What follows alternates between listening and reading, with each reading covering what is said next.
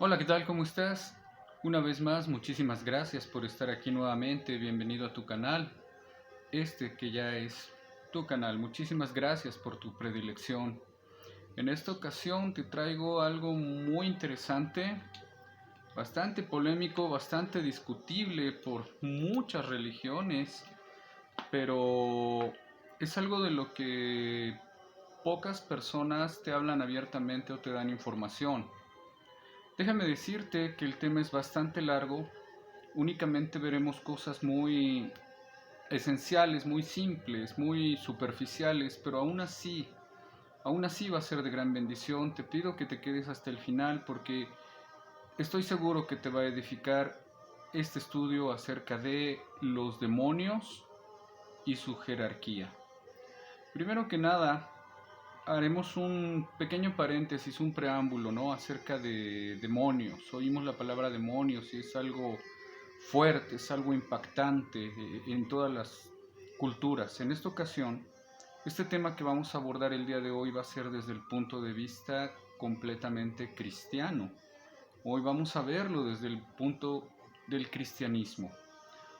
Demonio como tal no es lo que nosotros pensamos como un ser alado, un ser con cuernos, un ser desgarrado de faz así tipo apocalipsis zombie, que por lo general no son las descripciones que tenemos, más la traducción correcta para esto es ser inteligente.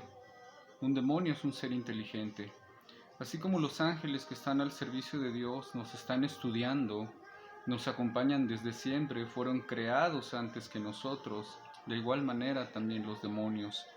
Y ellos también nos han estudiado, conocen nuestra vida, tienen información muy particular y secreta de nosotros.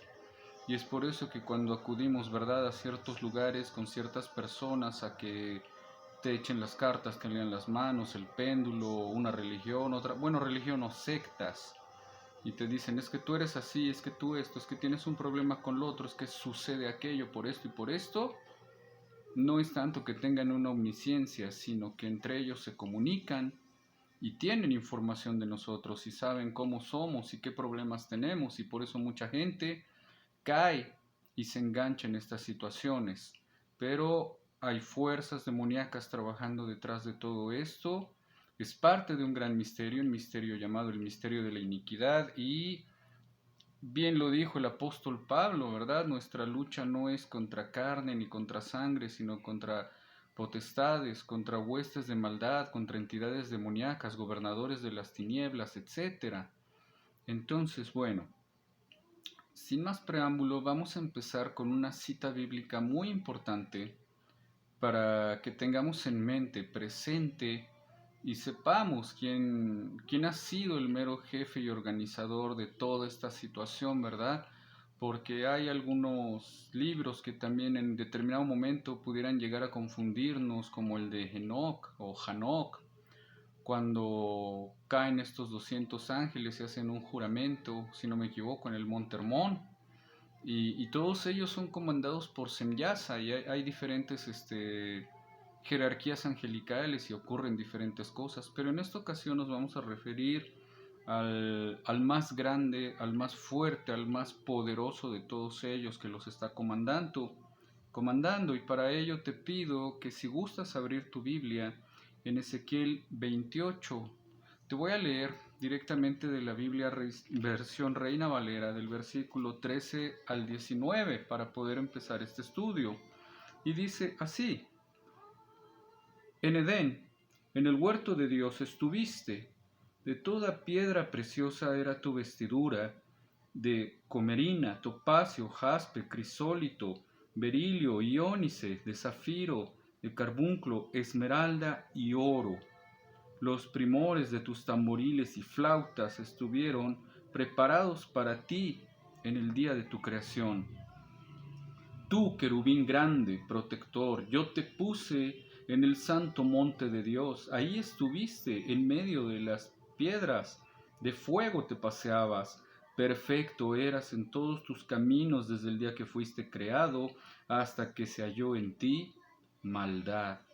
A causa de la multitud de tus trataciones fuiste lleno de iniquidad y pecaste, por lo que yo te eché del monte de Dios y te arrojé de entre las piedras del fuego, oh querubín protector. Se enalteció tu corazón a causa de tu hermosura, corrompiste tu sabiduría a causa de tu esplendor. Yo te arrojaré por tierra delante de los reyes, te pondré para que miren en ti. Con la multitud de tus maldades y con la iniquidad de tus contrataciones profanaste tu santuario. Yo, pues, saqué fuego de en medio de ti, el cual te consumió, y te puse en ceniza sobre la tierra a los ojos de todos los que te miran.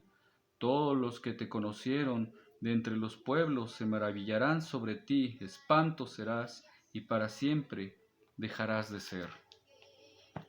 Con estas palabras empezamos este estudio y te doy este preámbulo para que sepas primero que nada de quién se trata, que sí efectivamente es Hasatán.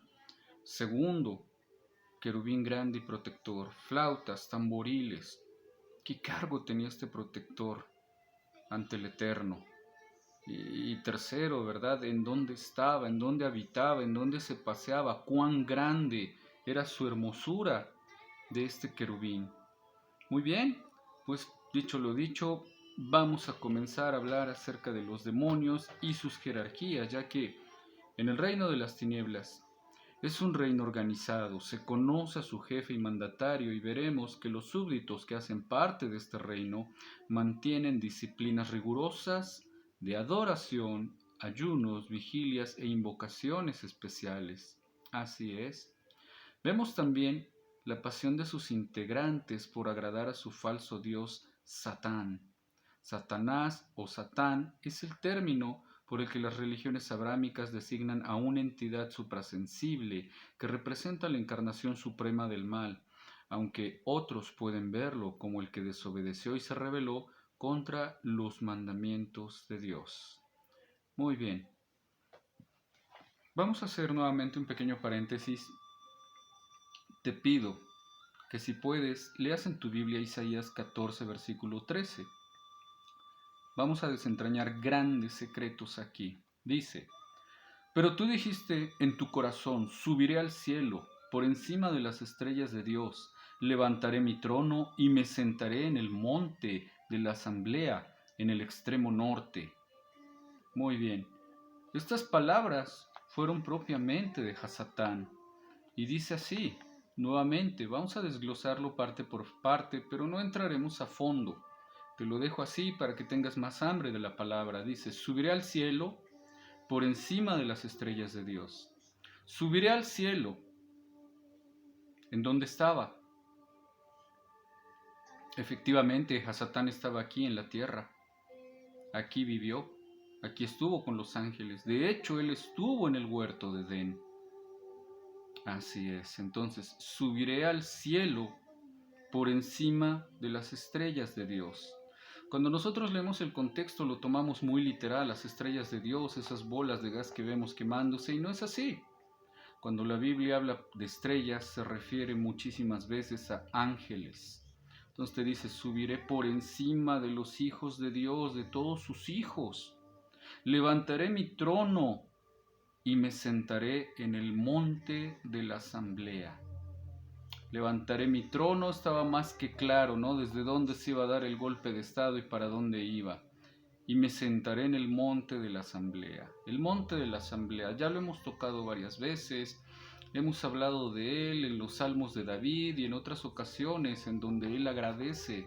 Por ejemplo, el Salmo 35 que dice, pero muchas gracias yo te daré en la asamblea, en el monte de la asamblea. En Jueces también hablamos de la asamblea, en el video de Jueces. ¿Por qué? Porque hay una junta, hay un monte, hay una asamblea y ahí es donde están los Elohim.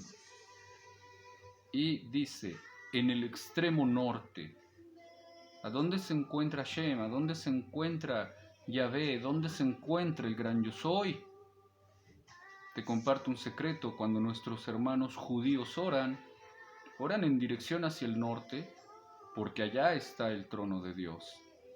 Entonces aquí te acabamos de compartir un poquito de secretos que hay en este pasaje, en este versículo 13 del capítulo 14 de Isaías.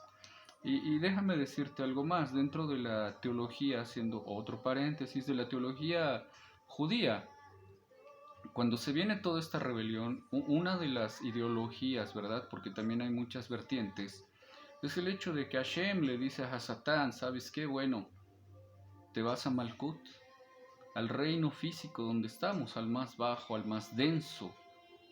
Vete para allá, aquí no te quiero, vete a hacer en la tierra tu relajo. Y aquellos que tanto odias, de aquellos también vas a aprender, y tal vez tengas empatía por alguna situación con ellos, logres aprender algo de ellos, logres entender algo de ellos y ellos recíprocamente de ti. Es una de las tantas vertientes que se manejan también dentro de la ideología judía. Pero fíjate, te voy a decir algo todavía mucho más profundo. ¿Sabes cuál fue el mayor logro de Satanás? Para todos aquellos, de verdad, el mayor logro de Satanás fue hacerle creer al mundo que no existe. Chécalo con todos tus conocidos, amistades, fuera del cristianismo, de las religiones. ¿Y qué te dicen? El diablo no existe, yo soy el diablo es mi cuate, etc. Entonces, el mayor logro de Satanás fue hacerle creer al mundo que no existe. Así que vamos a continuar. Satanás antes de la caída. El nombre Lucifer, que es lucero de la mañana, sería lo que en una época habría sido el nombre que recibió de Dios, antaño a la rebelión. Lucifer estaba por encima de todas las categorías de los ángeles, ya que era el más hermoso de todos estos. El término Lucifer significa portador de la luz, asociándolo con el lucero de la mañana o estrella del amanecer. Lucifer, del hebreo Heilei, en latín portador de luz, era el ángel más hermoso de todos. Antes de caer era el querubín protector, como ya lo leímos. Se cree que era el director de la alabanza a Dios, como una especie de sumo sacerdote o algo así. Su posición era la más encumbrada de todos los seres angelicales de Dios, que Dios creó. Por ello, fíjate, hay una parte aquí bien importante. Cuando Él cae y trae a un tercio de las estrellas del cielo con Él, o sea, de los ángeles, de sus hermanos, los trae, pero no porque los ángeles fueran tontos. Los ángeles, para corromperse, sufrieron una degradación que fue un proceso que duró bastante tiempo hasta que se alejaron de la presencia de Dios. Pero sabes, dice la palabra, Él era muy amado por sus hermanos. Así como tú amas a un hermano, una hermana, a un padre, un hijo, o esposo, esposa, amigo, Él era muy amado. Y es por eso que logra arrastrar un tercio de los ángeles del cielo con Él. Para que te des una idea de la importancia que este querubín tenía en el cielo. La caída de Lucifer.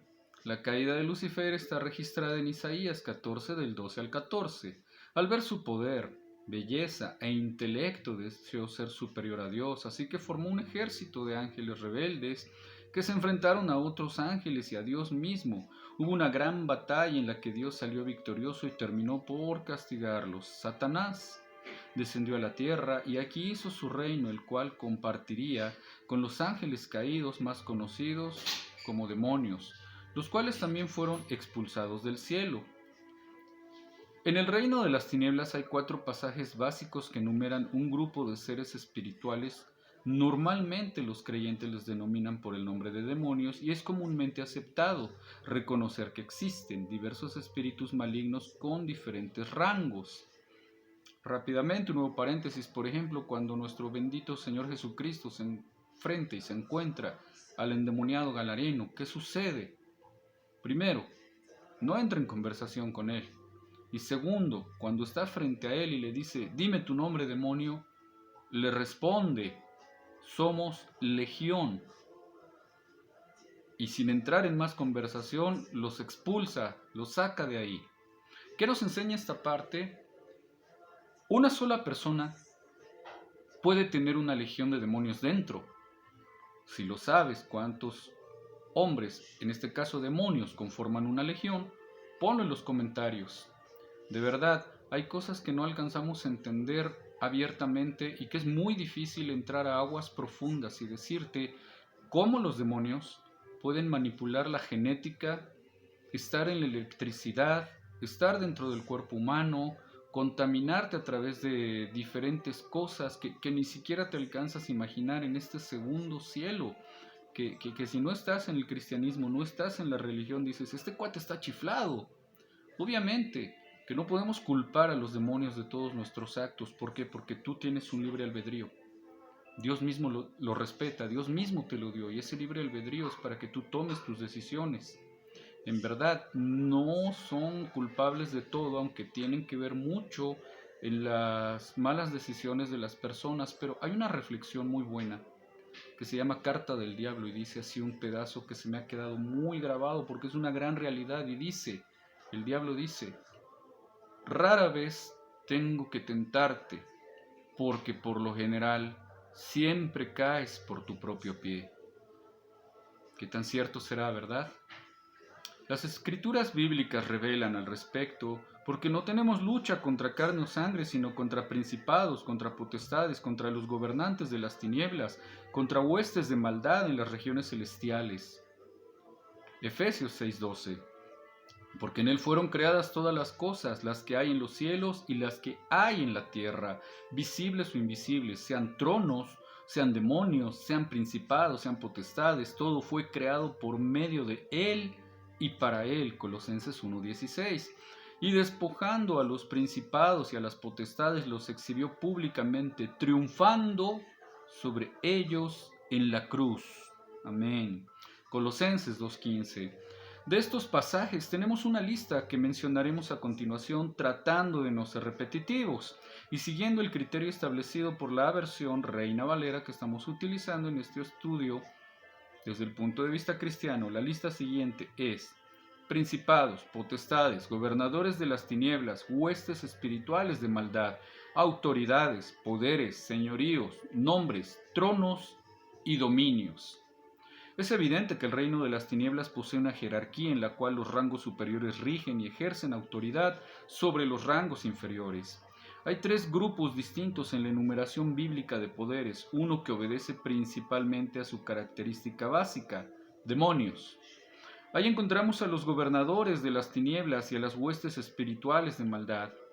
El siguiente grupo más bien corresponde a los conceptos de autoridad y poder y aglutina los principados, potestades, autoridades, poderes, señoríos, dominios y tronos. Por último, encontraremos un tercer concepto muy especial. Se trata de los nombres. Es evidente en la Biblia que los nombres ocultan un lugar muy importante porque su significado provoca un efecto en el mundo espiritual.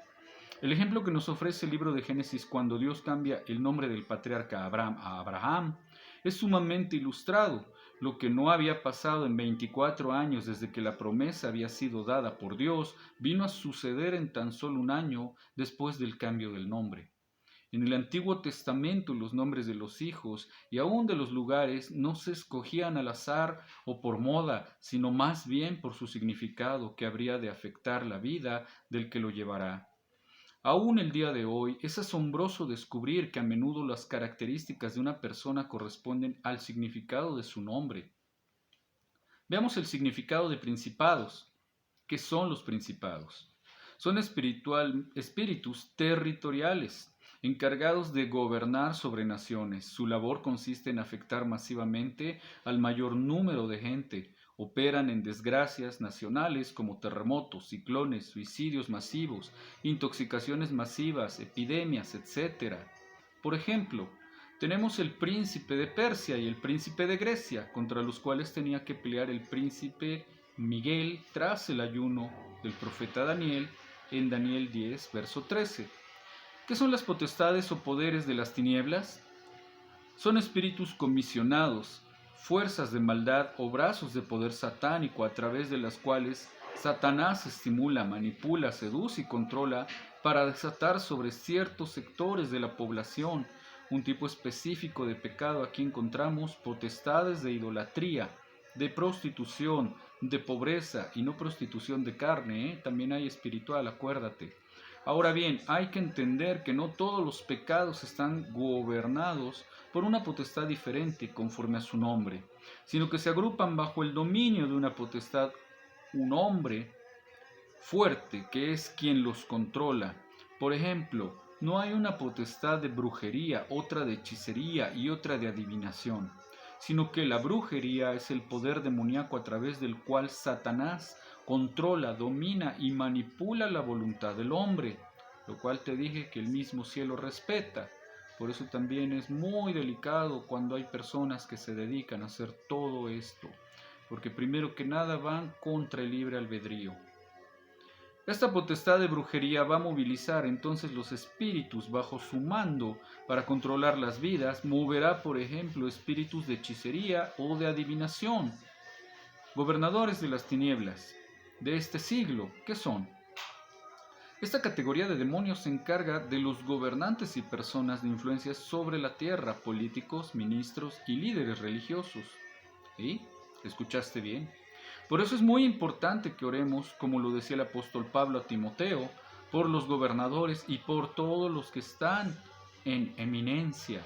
Cuando pensamos en autoridades y en estructuras de gobierno, tendemos a enfocar únicamente los niveles superiores, pero las escrituras de autoridad, estructuras, perdón, son mucho más extensas y estratificadas, tocando cada faceta de nuestra vida. Hay estructuras de autoridad a través de las que se gobierna todo, desde las Cortes Supremas hasta la persona que emite las patentes de tu perro, además de autoridad para escuelas, negocios, iglesias, sindicatos, asociaciones, jardinerías, equipos deportivos y hasta familias. Para cada uno de esos grupos de poder y de autoridad, Satanás ha designado un gobernador de las tinieblas para que influencie para mal a ese grupo de poder. Pero si los cristianos oran en favor de esos grupos de poder, se puede contrarrestar el poder demoníaco. Acuérdate que la oración es capaz de cambiar las cosas. Huestes espirituales de maldad, ¿qué son? Son legiones demoníacas asignadas por las potestades que provocan a un pecado. Se mueven en personas como brujas, narcotraficantes, etc., que influencian y esclavizan a otros. Tronos. ¿A qué hace referencia la Biblia? Con esta frase implican un reino que se ha manifestado de generación en generación y están sobre una o varias naciones. Cuando hablamos en lo natural del trono de Inglaterra, por ejemplo, podemos visualizar como un imperio conquistador dominante sobre todas las naciones que constituía sus colonias. En lo espiritual sucede lo mismo, son reinos que gobiernan varios países. A Nabucodonosor, rey de Babilonia, Daniel lo llama el rey de reyes. La palabra de Dios lo confirma diciendo, tú, rey, eres rey de reyes, porque el Dios del cielo te ha dado reino, poder, fuerza y majestad. Daniel 2:37. En la escritura bíblica analizamos que Dios llama a Satanás como a algunos demonios de alto nivel con nombre de reyes. Esto lo vemos en el libro de Isaías, donde Lucifer se le llama rey de Tiro, o en el de Daniel, donde el ángel Miguel pelea contra el príncipe de Persia. ¿Qué son los demonios? Es como su nombre lo indica, un poder y como tal pueden tener diversos alcances, espíritus vinculadores que tienen dominio en muchos reinos. Estos son los demonios que están sobre las organizaciones mundiales como la ONU, la UNICEF, Comunidad Europea, la OPEP y la OMS. ¿Escuchaste bien? O espíritus que dominan la sociedad en todo el mundo a través de religiones, filosofías como la nueva era, el feminismo, el humanismo, el transhumanismo, el nazismo, las sectas, las sociedades secretas. Encontramos no solo masones o Illuminati, que son tema para otro día, sino también a la famosa élite, que son los controladores mundiales, y el neonazismo. ¿Qué son los espíritus malignos? Son espíritus que habitan en personas, en lugares como casas y cementerios. Son también los que se impregnan en ídolos u en objetos profanos, esos ídolos que tienen en casa, los cuales les pones veladora y les empiezas a orar y de repente ya te hicieron el milagro. Acuérdate que Satanás se transforma en ángel de luz y te estoy explicando aquí cómo es que trabajan. Por si todavía tienes ahí algún santito, alguna cosita. También en los cuadros. Estos espíritus oscuros del mal no están interesados en las zonas geográficas ni en el comunismo, sino en el individuo. Por lo tanto, ejercen su influencia sobre la conducta humana. Son fuerzas que atacan a los individuos. Los espíritus torturadores, hermanos, si andas por ahí escuchando este video, tú sabes, es para ti. Fomentan el pecado, y si salen airosos llevan a las personas a yugos de esclavitud y maldiciones. Por eso todas las noches te digo, ora, ora, ora. Entrégale tu corazón a Dios, ponte a cuentas, haz arrepentimiento, haz teshuvá, pero una sola vez y para siempre, para que verdaderamente el Espíritu de Dios more en ti y te cambie. Hay ángeles guardianes asignados para cada persona, pero es posible también que haya demonios asignados a cada uno de nosotros. Esto no debe alarmarnos porque somos protegidos por el poder del Eterno, del Altísimo, de Dios mismo, si hemos aceptado y obedecido, y a Jesús como nuestro Salvador. La sangre de Cristo que cubre a todos aquellos que lo han aceptado como su Salvador personal. Los espíritus malignos procuran ejercer influencia sobre nuestra conducta. Somos tentados para hacer el mal por la presión del enemigo sobre nuestros pensamientos, actitudes, apetitos y voluntad, pero note que es una influencia y no una causa. La gente afirma ser impotente, pero no lo es. Por ejemplo, un cleptómano no roba cuando sabe que lo están vigilando. Satanás no obliga a nadie a pecar. Volvemos a la reflexión, ¿verdad? Todo el que cae en pecado lo hace por decisión propia, porque rechazas el poder que Dios te ofrece para que venzas. No es que los seres humanos podamos enfrentar solo al diablo, no, y vencerlo. Es que los seres humanos tenemos a nuestra disposición la gracia de Dios, el poder del cielo para vencer las acechanzas del enemigo.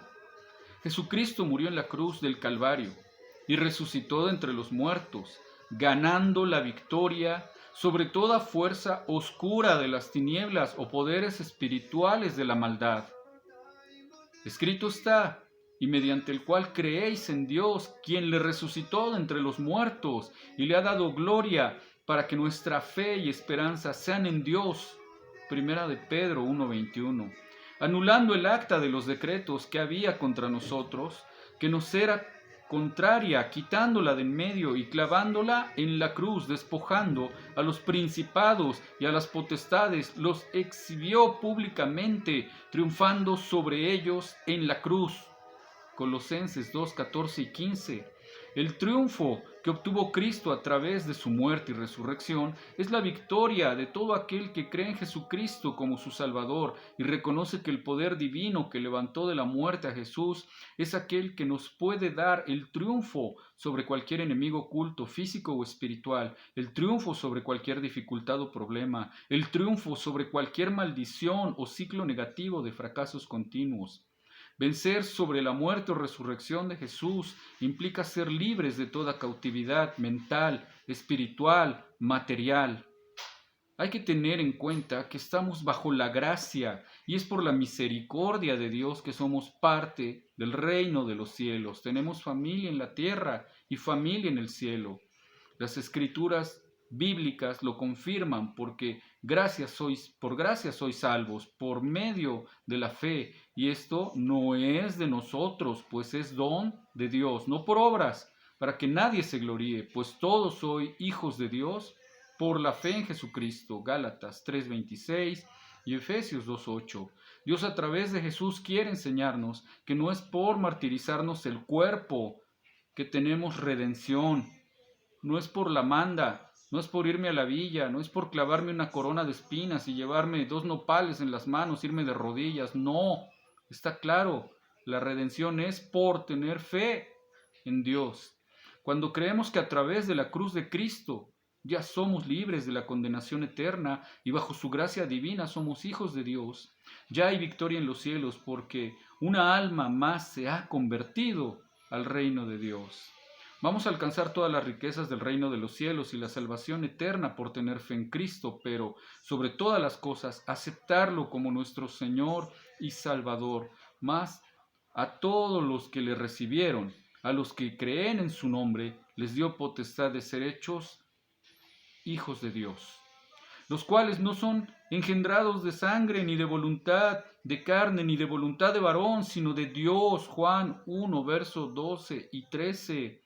Pues la Escritura dice, todo aquel que en él creyera no será avergonzado, porque todo aquel que invocar el nombre del Señor será salvo. Romanos 10, 11 al 13. En la historia antiguamente la cruz era símbolo de maldición. Quiere decir que si Cristo murió por nosotros y resucitó de entre los muertos para sujetar a Satanás y a toda fuerza oscura del mal, nosotros no tenemos por qué vivir una vida enclaustrada en aflicción y en la esclavitud. Dios quiere traer en la vida de sus hijos paz y amor sobre todas las cosas, libertad. La libertad plena en Cristo rompe cadenas de esclavitud porque por años han invadido nuestras almas de dolor y tristeza. El poder divino que trajo victoria a Jesús sobre Satanás y toda potestad y hueste espiritual de maldad es el mismo poder que Dios utiliza para transformar, restaurar y traer bendición a nuestras vidas, porque escrito está, y el Dios de paz aplastará en breve a Satanás bajo vuestros pies. La gracia de nuestro Señor Jesucristo sea con nosotros. Romanos 16:20.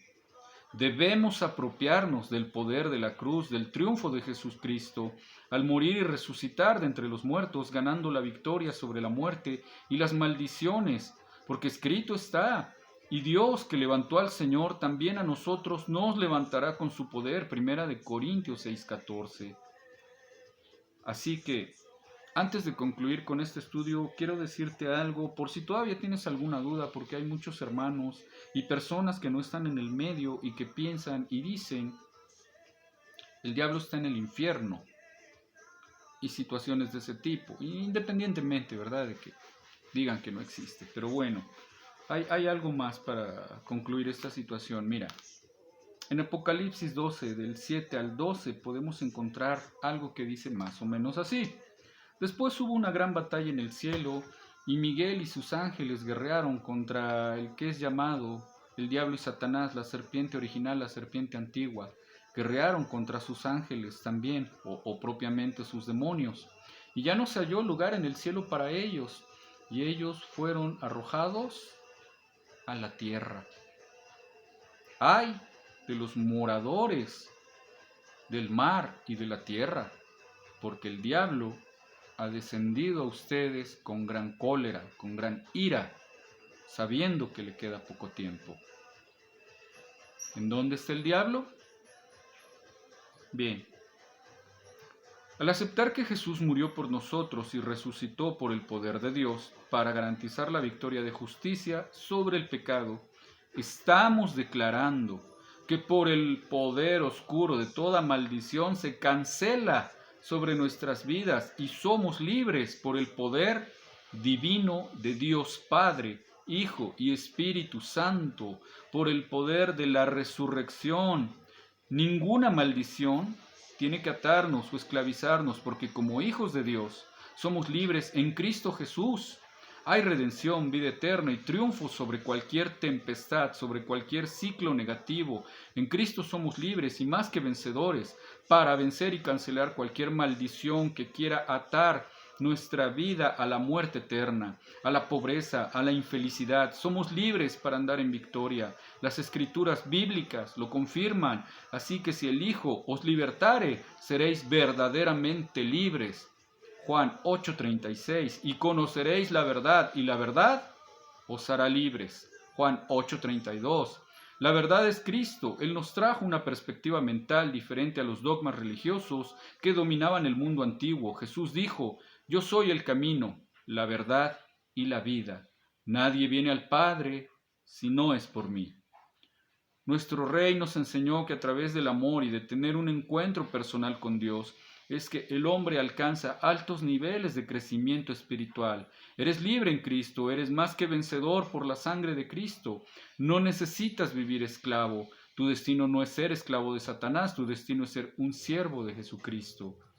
Y no hay nadie más libre que aquel que se hace esclavo de Cristo Jesús. Levántate, esfuérzate, echa mano de la palabra de Dios, echa mano de la fe, eres libre por la sangre de Cristo. Amén, amén, amén.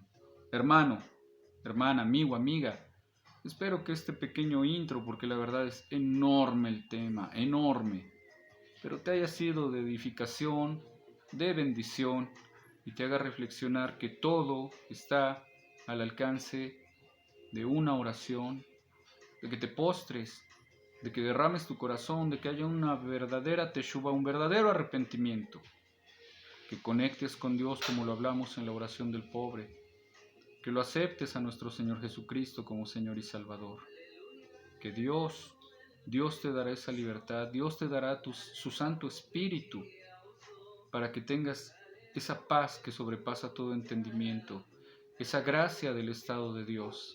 Al tener ese arrepentimiento puedas tener una conversión, te tome entre sus manos y no te salgas de ahí jamás, y que veas que Dios es amor y que Cristo te ama.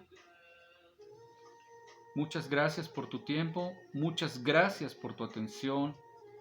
A ti que me escuchas, te digo, Shema Israel, Adonai Elohenu, Adonai Echad. Que el Eterno te bendiga y que haga resplandecer su luz sobre tu rostro y sobre todos tus seres amados. Nos vemos en el próximo estudio. Bendiciones. Shalom.